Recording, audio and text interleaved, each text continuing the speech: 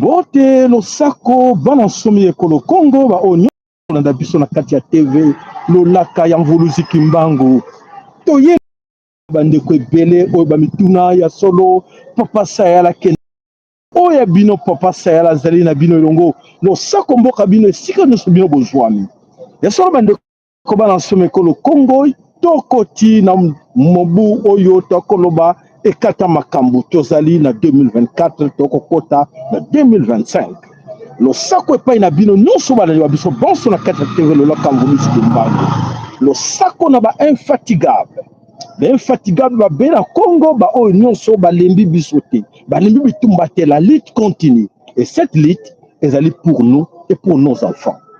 Qu'est-ce que nous devons faire en ce moment où le monde tremble, le monde bouge? Nini sengeli na yonanga, comment nous devons nous comporter en ce moment ici? Papa losako na bino bandeko na biso papa Willy losako epai na yo papa tonton Lema losako epai na Mbuta MKN losako epai na yo papa na biso Yeko losako mama na biso l'infatigable mama ana losako eno losako epai na bino nyonso bandeko na biso banso oyo balembi bitumba te ya solo bolemba te nzamba lobi na bino bolemba te na kanti bandeko bomonaki oyo nauti kolarke na kati na océan oyo nauti kosala kena libere bankoko na biso bino nyonso bomonaki yango bomoni yango na chaîne yango bomoni nga na ye lisusu na lombango po ete na alerte bandeko oyo baza na kati na bobungi en ce moment ici bandeko na kanti na Kinshasa na Congo ezotremble. Les gens n'arrivent plus à comprendre mboka ezokende ndenge nini mboka ezokende wapi mboka oyo ezokende na mobulu c'est ton pays mboka ezokende na mobulu c'est ta nation ozana ba nation mibale te misato te bankoko ya yo bazana besoin na yo obouger papa mama yo bouger luka oyeba ndenge nini sengeli en ce moment difficile où le monde est obligé, où le monde est ningana, et c'est à toi aussi de savoir comment se comporter face là-bas. Où les gens sont ezakoleka na kati na mabele kolo Congo. Bande ko bana somme kolo Congo ya solo ba mama baza kolela, ba tata baza kolela, ça ne va plus. Papa salo zo lobate, ozo lobate na tiki bironie. Po ete oyo nyonso na lobato lobana papa mafolo boyoka yango.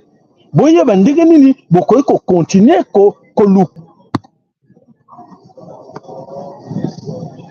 Voilà bandeko bana somme kolo Congo bolimbisi ya solo te na bandeko mona ba commentaire te yango na touché lo sako na moni bino bozali ebele boye ebele wana na moni déjà bandeko ebele soki na bina tanga ba kombo ya solo na moni bandeko na biso amesa wana na biso na kati ya TV la kamvuluzi kimbangu boza bino so wana lo sako na bino ya solo te sika tozali moye ezali ebele bomi bino mo na kati na kachopa moye ezali ba commentaire na bino matondo na ba bravo na bino na kotanga yango na sima mais na sengeli to connaît parce que boyebi ke tozali na kati na ngunda ba mega eza mingi te ezali kama ba mega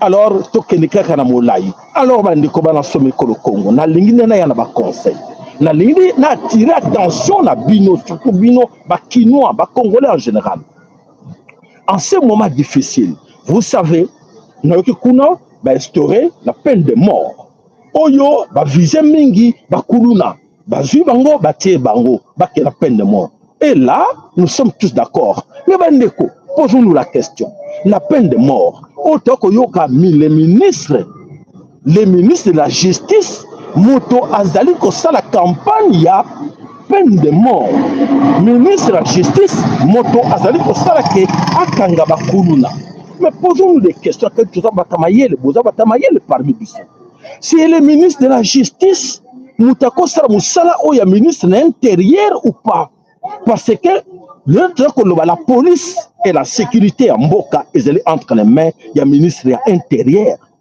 Ce n'est pas ministre de la justice muto akosala akanga bakuluna ministre de la justice akosala ministre de l'intérieur akanga kuluna à remettre aux mains ya ministre de la justice, n'est-ce pas? C'est ça.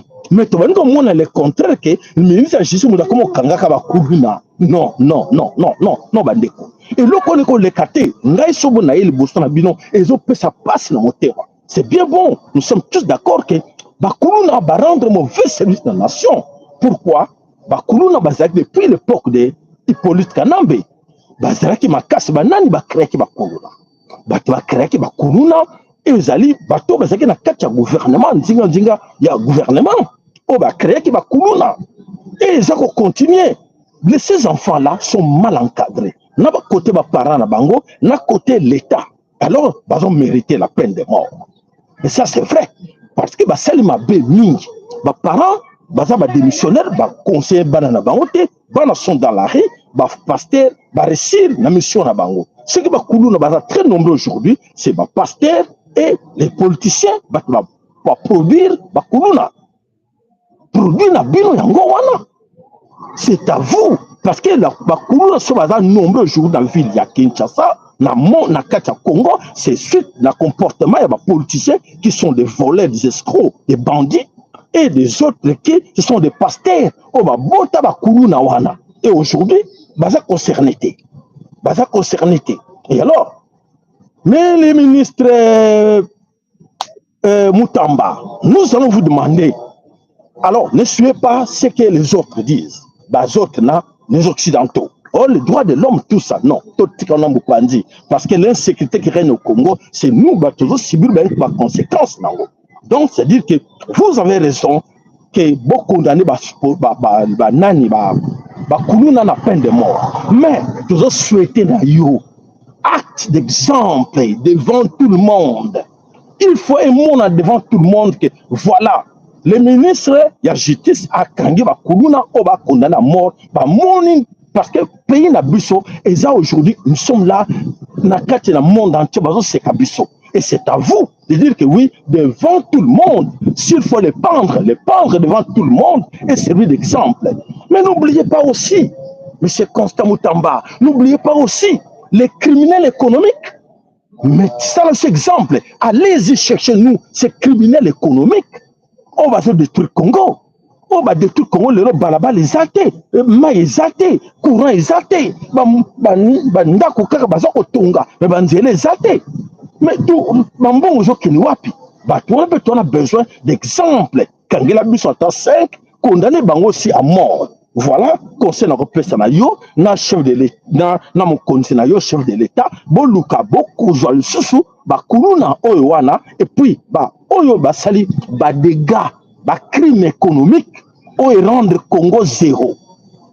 C'est bien. Alors, vous la population, bino bande qu'on a biso, qu'est-ce que nous devons faire en ce moment? Et zo yandongo n'oubliez pas que Zoya Ndongo a la châté, on travaille là-dessus. Oh Zoya Ndongo et Sengana Bino, vos comportements à vous, face à ce qui vous arrive. Qu'est-ce que vous devez faire? Qu'est-ce qu'il faut demander à vos frères, à vos sœurs qui sont au Congo? Comment ils doivent se comporter par rapport à cette période où ils ont traversé, ou à haute turbulence? Ceux qui vont diriger Bangote, vont orienter Bangote, vous n'allez pas si mingi.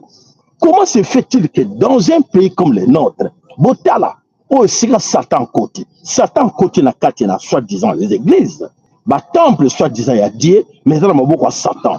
Satan côté na kati na bisiko toko benga la politique, Satan veut diriger tout. Ce Botali en France, ce Botali en Amérique, ce Botali en Congo, même Satan veut diriger partout. Mais toi, comme on a que, il y a un, ça ne va pas. Aujourd'hui, Satan comme na souka. Comme na souka. C'est à vous maintenant de comprendre que nous avons libéré Bangkok, on a vu son océan, Bangkok, on a vu son térémie. N'oubliez pas, je tiens à vous rappeler, Bangkok, on a vu son térémie. Et c'est à vous de savoir comment Bangkok, on a vu pas na yo. Biso nito yeba comment toko sala ke Bangkok, on a ba yepa na biso, ba yoka, o biso tozoko senga na bango. Bakoko bayoko toko senga na bango. Mvuluzi kimbangu dans tungu ayoko toko senga na ye.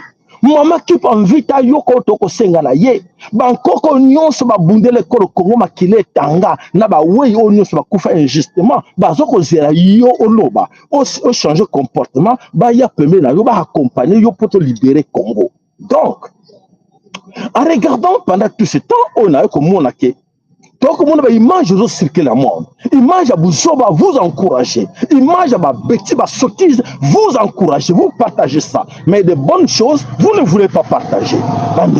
Alors, au Congo, on a un Congolais, na smartphone na ye aza prêt ya kotala aseka ndeko na ye azokwea na mai ya kotala aseka ndeko na azokata molimo atala ndenge nini ndeko na aza kokufa ye azoseka ndenge nini kuluna aza kobeta ndeko na ye machete ye aza koseka. Mais bandeko, n'oubliez pas, je tiens à vous rappeler une chose. N'oubliez pas, wale zali ba œuvre satanique, diabolique, occulte.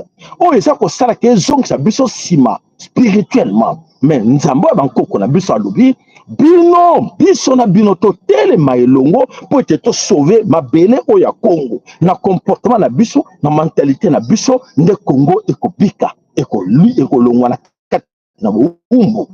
Esclavagisme, tokoloba, toko traverser nangote na 2025.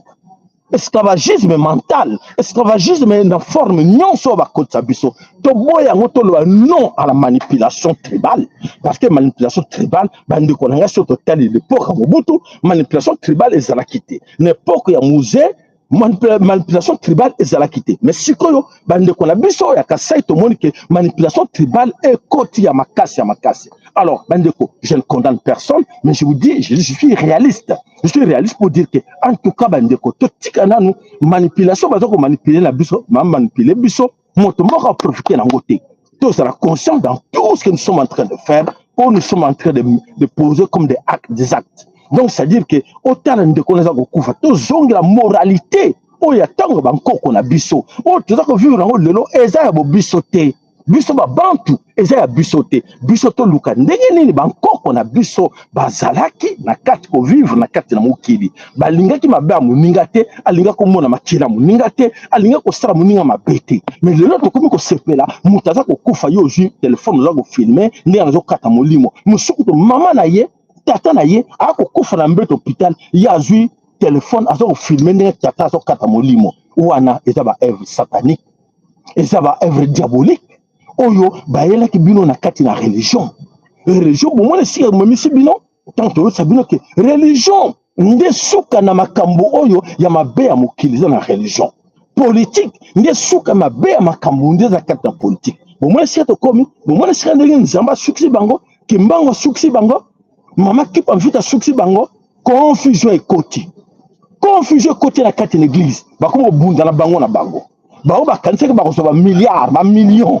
bazwite. Donc c'est dire que bakoti na kati na mobulu na kati na religion to teibino to beleli matoi to ko belela bino to kota na 2025 changer mentalité na yo senga ndeko loba ndeko papa na litu ke nango suka na biso to kofuta karma to kofuta oyo nyonso basali mabe na Congo bapimelie mbaya ko mela banyoko liye bakofuta na sire bino bozala na espoir botala ndenge nzambe ndenge ki mbangu akosala makambo na kati kolo Congo oyo eza koyela bino nani bomona moto ya boye te et il est temps que chacun de vous aleka koyeba ndenge toza kokende. Alors bandeko bana nsome kolo Congo tozongeli bino en force pour ne sabino qui a solo to lembaki bino te mais to tike bino temps chacun de vous a raisonné na nyos to lobaki bo se comporter na ndenge nini c'est à vous. Voilà bandeko lo sako pa na yo papa na biso yeko lo sako pa na papa na biso Francis Bitodi lo sako pa na yo ndeko na biso papa Benjamin lo sako pa na pa Mbuta MKN papa ye na katistika uzali Mbuta MKN lo sako pa na bino bandeko na biso no papa Mukobo lo sako pa na yo papa na biso Willy Kaenga lo sako pa na bino bandeko nyonso papa le matobo sani yote tonton le matobo sani yote tobo sanité papa na biso Willy na mama na biso Marie na kati na Dallas tobo sani bino nyonso tite bandeko na biso mama na biso ana lusako no lusako pa na yo mama obo sani biso te bandeko na biso o nyonso mesala ko na biso o ba lâchaki biso to lâcher bino te to lâcher Congo te to ko tika Congo te potala mboka msuko bo bundela te yango wana to ko te bituma na biso. Donc voilà, mes chers amis, la lutte continue. Le sako pa na bino nyonso bandeko na biso na kanisi na kotala ba commentaire pour être les milliers ya makasi moyena tala ba commentaire ezate soki to sala na kati na ndaku nde ba commentaire na bino nyonso to kotanga yango. Le sako matondo nzamba pambola bino nyonso tozongeli bino. N'oubliez pas de liker nos émissions, de partager et n'oubliez pas vos dons.